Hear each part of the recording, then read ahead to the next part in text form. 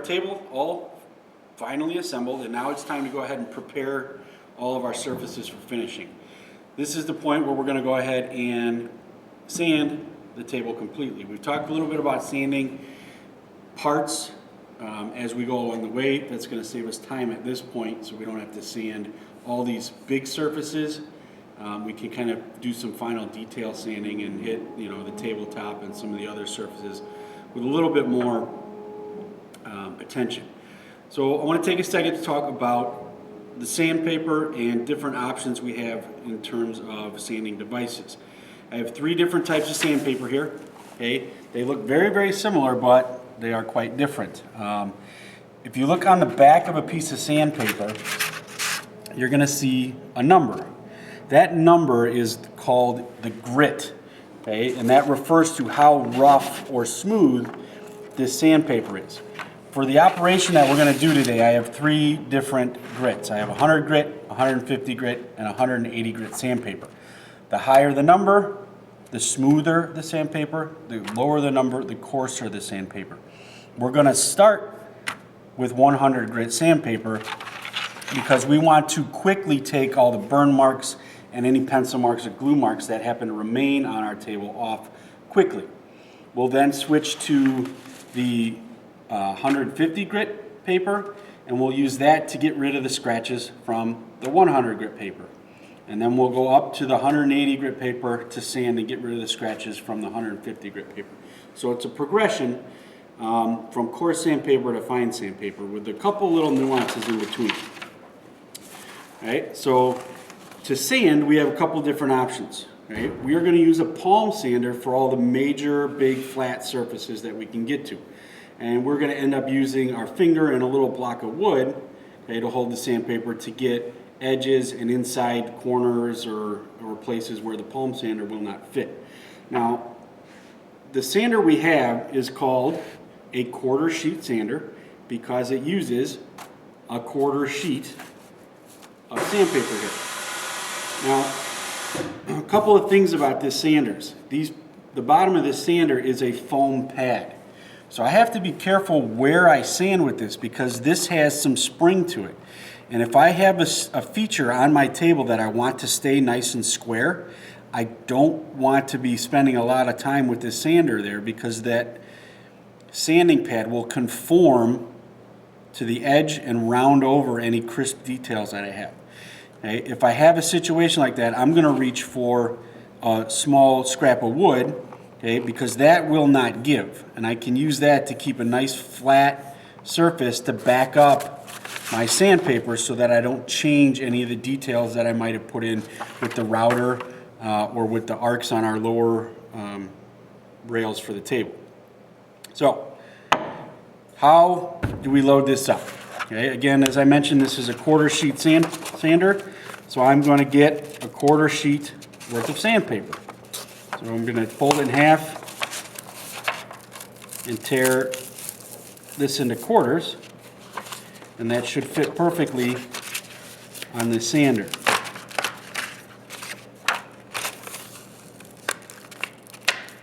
Okay, you're also going to need one of these little pry bars that you see over to my left, and that is going to be used to open up the jaws, okay, on the sander. So this little pry bar is going to fit inside of this little opening. And I'm going to pry this open, and I'm going to place the sandpaper underneath the clamp and close it. Flip the sander over, pull the sandpaper taut so it's nice and tight, and reset the sandpaper on this side, okay, making sure it fits snugly up under there before you let that go. Okay, so this is held firmly in place now. So as I sand, that will hold the sandpaper. If I was going to sand with just the block, I would take a scrap piece of sandpaper and simply wrap that sandpaper around the block, okay, and use that to sand the details of my project or get into tight places where the orbit or the sander will not fit. So let's take a second and we'll talk in a minute about how to go ahead and actually sand using both of these devices.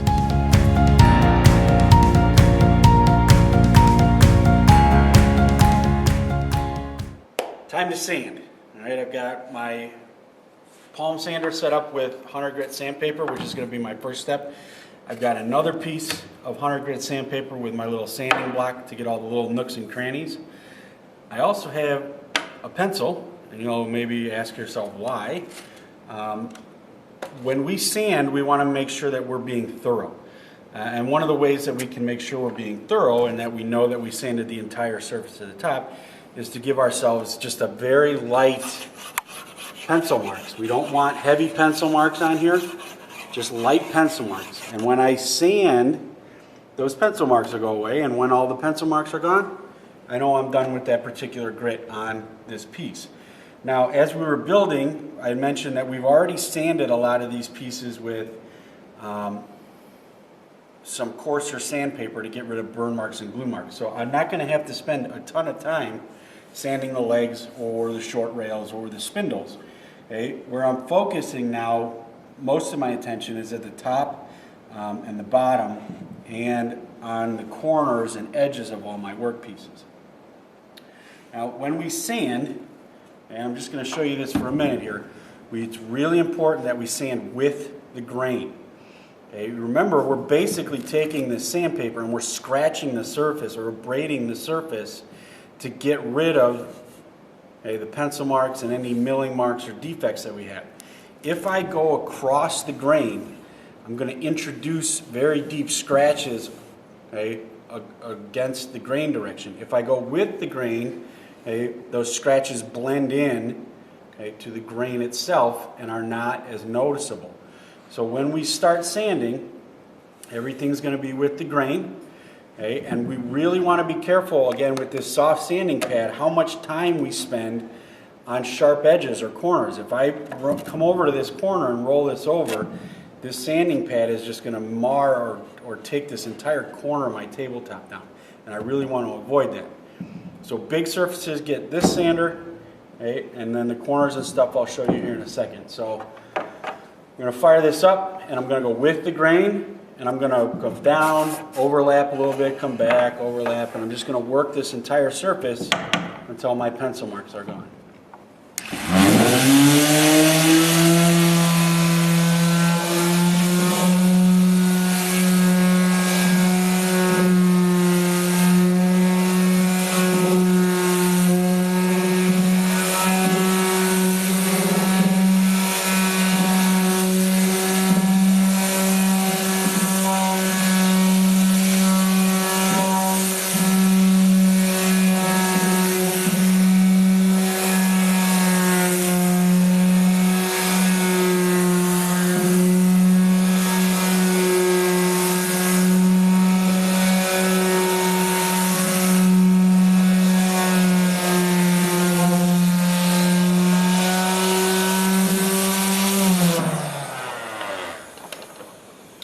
So obviously I still have pencil mark on here, so I would have to keep going, but I wanted you to see the technique. Keep going with the grain.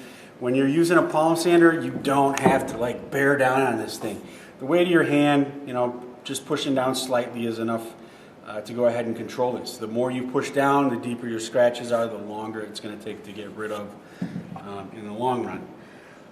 Okay, let's talk briefly about cleaning up all these corners and edges. Okay, the design of this table is for everything to be nice and square and sharp.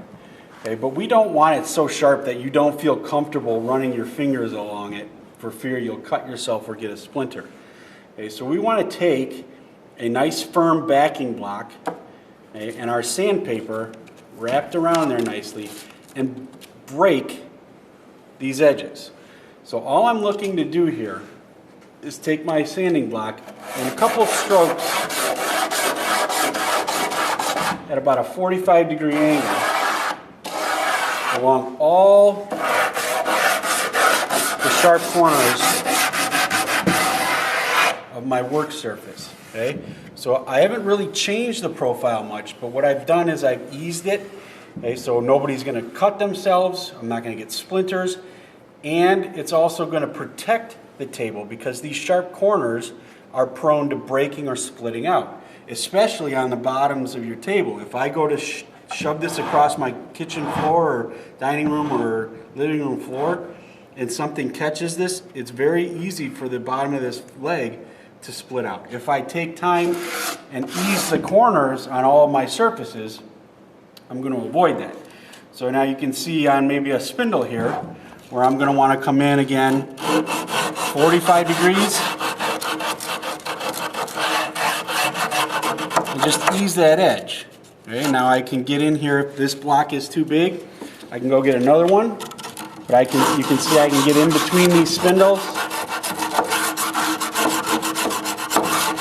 And I'm just looking to break those corners so they're not super sharp.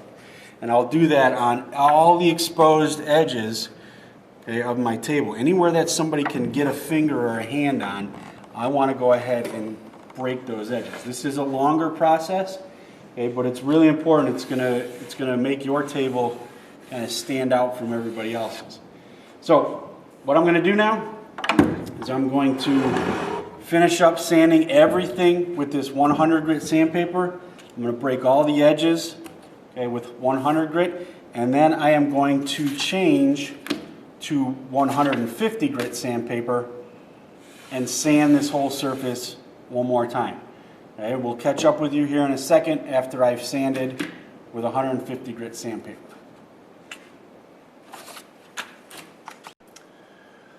All right, we have sanded everything with 100 grit sandpaper. I've eased all the edges on my table everywhere. And I have sanded again with 150 grit over everything as well. We're pretty much done with the edges. Okay, after you do that 150 grit for the first time at the edges to ease them, we don't really want to keep going back to them for fear of changing the geometry too much. So our next step is to do what's called raising the grain. Okay, and what I'm going to do is I'm going to apply a light smearing of water on here to raise the grain. A lot of the finishing products that we use nowadays are water-based finishes. And if I apply a water-based finish to a surface that hasn't been treated appropriately, the wood is going to absorb all of the water in the finish and the grain is going to swell up. Okay? And what was nice and smooth before is going to become rough again because of all the water that got absorbed and then has evaporated. Once that is absorbed, the wood changes, okay, or is saturated, and when that water leaves, it stays rough and bumpy. So what I want to do is take a damp rag here and just very lightly wipe down the bigger surfaces of my table. So the top, the bottom, okay, the legs, maybe the rails, surfaces where people are really going to be touching. And I'm going to let that dry. If you use a lot of water, it takes a long time for this to dry. If you use just a light touch with the water, it doesn't take that long, maybe a minute or two to dry. But I can already feel, okay, this was nice and smooth, but I can already feel there are portions on this tabletop that have become rough again. So I'm going to, again, with 150 grit sandpaper, re-sand this surface to sand that grain back down. After I've sanded it with 150, I'll go up to 180. I will sand everything, and then I'm going to wet everything down again, and then I'm going to sand again with 180. So your progression for sanding is 100 grit sandpaper, 150 grit sandpaper, wet the table down, sand it with 150 grit again, move up to 180 grit, sand everything, wet the surface of the table, and then finally sand at 180 grit again. But that wetting or raising the grain is a really important step to end up with a really nice glass smooth surface after you apply finish. So I'm going to sand this off, move up to 180, repeat the process, and we'll finish up here in just a minute and talk about what is next.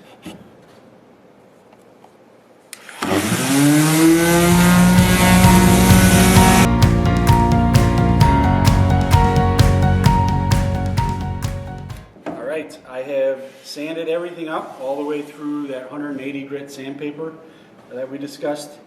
Took me maybe an hour to get all the way through all that stuff, but this is definitely a step you do not want to skimp on, because your table already looks great. Now when people go to touch it, we want to make sure that it feels nice to the touch, and this is the way to go ahead and do that. So at this point, we have a couple of options here. Okay, we can leave the table its natural color and apply a clear coat of lacquer, or if you want to change things up a little bit, you can stain your table, which is what we're going to talk about next. Staining and how to do that appropriately, and then finally how to apply that clear coat or that protective layer of finish to help protect the table from spills, drips, scratches, and all that stuff. So we'll see you in the spray booth.